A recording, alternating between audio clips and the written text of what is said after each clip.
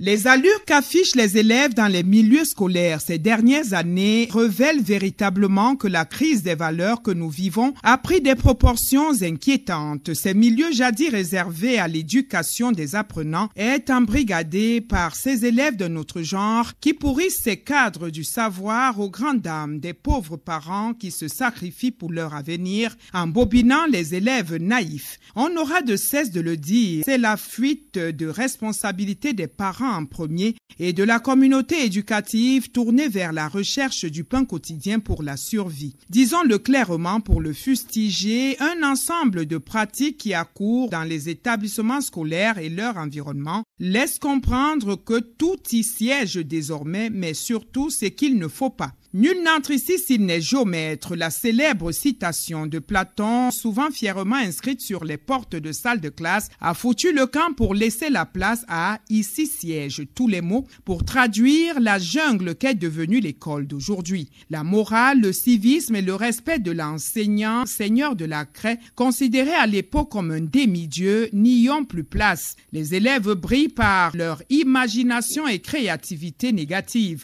L'indiscipline, l'insolence, la délinquance, le vandalisme, l'alcoolisme, la violence, la drogue, le tabagisme, la pornographie et même au-delà, des séances de partous et des relations contre nature y siègent, frisant l'exotérisme. On se croirait dans des milieux ensorcelés. Des vidéos osées y sont tournées en pleine salle de classe et parfois pendant le cours, balancées dans les réseaux sociaux. L'enseignant tétanisé et medusé ne peut oser dire un mot de peur d'être menacé de bastonnade ou de mort. Et malgré les campagnes de sensibilisation, les systèmes de surveillance, caméras installées, contrôle inopiné des forces de l'ordre organisées, le changement tarde à s'opérer. Le mal est profond, les forfaits se multiplient au quotidien. Qu'est-ce qui n'a pas marché, finit-on par dire, comme eux-mêmes, pour questionner la véritable origine de ces mots, parce que le malheur est véritablement dans le pré. Nous avons en ligne de Douala notre invité, M.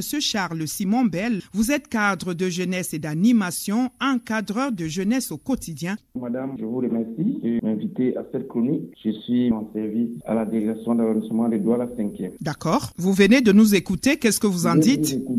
Nous, en tant que spécialistes des questions de jeunesse, nous allons vous dire que les établissements de nos jours, que ce soit publics, privés, secondaires, supérieurs, sont devenus des grands marchés de désordre. C'est le constat que vous avez fait vous-même? Le constat que nous faisons parce que nous sommes sur le terrain. Nous sommes en contact tous les jours avec ces jeunes, qu'ils soient scolarisés ou non scolarisés. Je vais vous dire que ces jeunes ont une certaine tranche d'âge. Voyez-vous, à notre époque, je me souviens quand moi j'étais petit, des choses que les jeunes font maintenant, c'est des aînés qui étaient à la vingtaine, voire la trentaine qui le faisaient.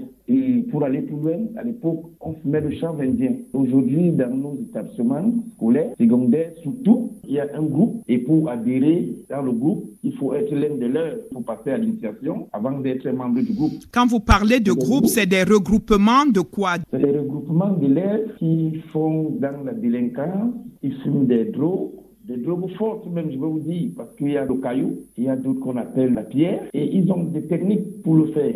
D'autres mettent dans du pain, parce que quand ils vont chez la vendeuse qui est à l'entrée de l'école, il achète le pain, bien que le portier le fouille, c'est dans le pain qu'on introduit tout. Le portier va bien fouiller les poches, peut-être de ça, il ne verra rien. On va peut-être changer de stratégie de fouille, mais dites-nous, comment en sommes-nous arrivés là? De votre analyse, qu'est-ce qui nous amène à nous retrouver à cela? C'est le laxisme des parents. Nous allons accuser en premier plan le parent, parce qu'on a constaté que le parent ne fait pas son travail. De nos jours, les parents ont laissé la responsabilité aux enseignants. On l'a dit d'ailleurs dans la chronique, c'est le parent en premier. Oui. Dès lors que le parent a payé la scolarité, il se dit, c'est bon. Mais cela n'empêche pas de jouer son rôle de parent auprès de l'enfant. Justement, quand le parent a recruté une ménagère, pour ceux qui sont nantis, dont des gardiens, c'est eux qui deviennent les parents des enfants. Mais la ménagère va dire quoi? Un enfant de 18 ans ou de 17 ans qui est en terminale, qui est déjà dans un groupe, qui fume nos chambres et tout, il rentre, il mange et il se met à l'aise dans sa chambre, comme on appelle souvent, se met à l'aise, c'est qu'il prend ses drogues qu'il a achetées, il les fume et il se couche. Le parent rentre tard, il ne sait pas, il se dit tout le monde est là, on ferme le portail et puis le cycle recommence le lendemain. Mais dites-nous, ces enfants que vous côtoyez au quotidien, parce que vous leur parlez, vous êtes encadreur de jeunesse, vous échangez avec eux, qu'est-ce qu'ils vous disent principalement?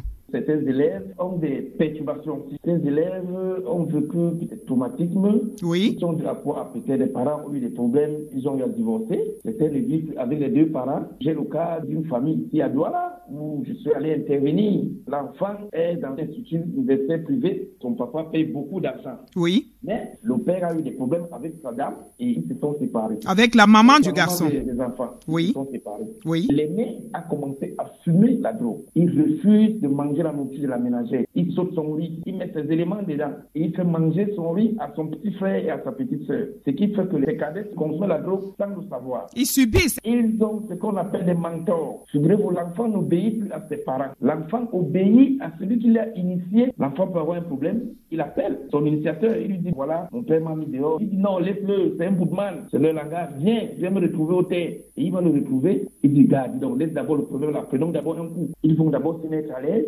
et c'est des conseils que celui-là lui donne qu'il met en pratique. On croirait qu'ils hypnotisent les autres. En fait, c'est ça. L'enfant dit à son père, tant que ma mère n'est pas là, je ne mange la nourriture de la ménagère et je fais comme je veux. Il y a donc cette relation parent-enfant que vous indexez. Lorsque la relation est mal menée, elle produit ses résultats. Tout à fait. Alors, nous avons cité l'insolence, la délinquance, le vandalisme et tout le reste, la pornographie. Est-ce que vous avez constaté cela dans les établissements, vous, conseillers de jeunesse? Les enfants de nos jours n'ont plus peur de l'enseignant. L'enseignant devient la risée de l'école. Parce que l'enseignant ne peut plus rien dire à l'enfant. Figurez-vous, des enfants font des scènes pornographiques dans les salles de classe en présence de l'enseignant. Puisque quand l'enseignant est en train d'écrire au tableau, de lire un texte, ceux qui sont au fond font ce qu'ils veulent. Ils font ce qu'ils veulent. Le ministre des enseignements secondaires avait interdit les téléphones dans les établissements scolaires. Les enfants viennent avec des téléphones et c'est eux qui filment et mettent dans les réseaux sociaux. Ces livres à des jeux de hasard qui leur font rapporter les gains comme les paris foot. Il y a des jeux dans les réseaux sociaux qu'on appelle Nana. Ils gagnent de l'argent. Et quand ils gagnent de l'argent, ils s'organisent soit un mercredi après-midi, soit un samedi après les cours. Parce qu'ils vont à l'école avec la tenue. Ils ont la tenue des rechanges dans le sac. Ils vont louer des appartements meublés, acheter des boissons, des whisky et des drogues. Et ils partent dans ces appartements pour faire ce qu'on voit dans les réseaux sociaux. Est-ce qu'il ne faut pas changer de stratégie de contrôle de ces enfants? On en a cité la sensibilisation, les systèmes de surveillance, caméras et autres. Qu'est-ce qu'il faut faire pour les ramener à la raison? Je pense que le premier acteur ici, pour remédier à la situation, c'est d'abord le parent. Le parent est celui qui est censé éduquer l'enfant. Le rôle de l'enseignant, c'est d'instruire. Oui. Dès lors que le parent ne fait pas son travail, ça pèse sur l'enseignant. Et nous qui rentrons dans le corps éducatif. Parce que vous allez beau parler à l'enfant, il va vous écouter, mais vous n'êtes pas son père. L'enfant va vous rappeler que ne me punissez pas à l'école.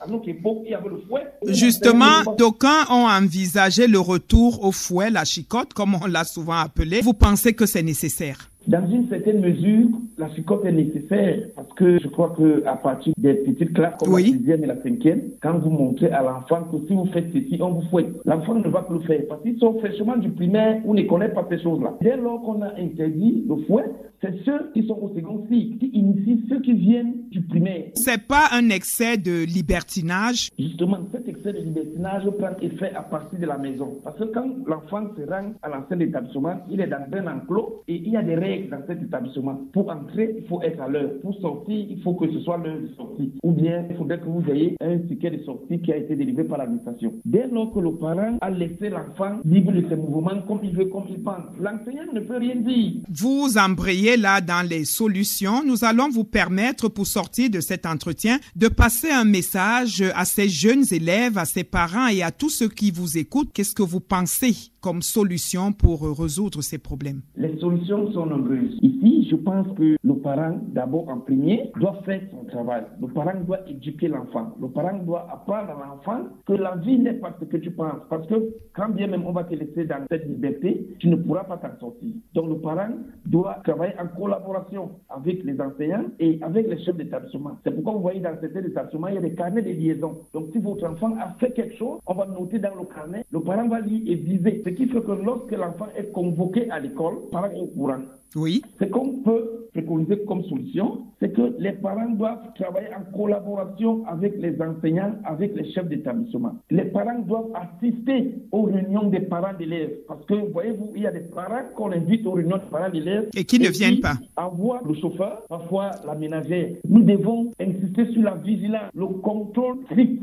Exactement. On a vu dans les réseaux sociaux des bonbons qui sont des drogues qu'on vend aux enfants. Même des vendeurs dans les établissements doivent être sélectionnés. Ils doivent passer dans des centres de jeunesse. On doit les réarmer moralement pour qu'ils soient des commerçants dans des établissements. Parce qu'à travers ces commerçants, il y a le dit qui se passe. On a cité des exemples. On en a saisi d'ailleurs des personnes qui vendant dans l'établissement proposaient ces drogues aux enfants. Le ministère des enseignements secondaires devrait signer un partenariat avec le ministère de la Jeunesse pour que nous, les cadres de jeunesse, c'est vrai qu'il y a l'activité des rentrées citoyennes patriotiques qu'on fait chaque année durant tout le mois de septembre et le mois d'octobre. Oui. Mais ce n'est pas suffisant. C'est pour ça que je préconise que le ministère de la Jeunesse ait des partenariats avec le ministère des enseignements secondaires pour que même les chefs de service des APPS dans les établissements doivent être des cadres de jeunesse. Le cadre de jeunesse connaît la pertinence du problème. Le cadre de jeunesse connaît le problème de l'élève. Le cadre de jeunesse sait ce que l'élève veut, où l'élève peut arriver, où l'élève doit aller. Voilà, nous espérons que votre message est entendu, Monsieur Charles Simon Bell. Vous êtes cadre de jeunesse et d'animation, encadreur de jeunesse au quotidien. Nous vous disons merci d'avoir répondu à notre appel. C'est moi qui vous remercie, madame.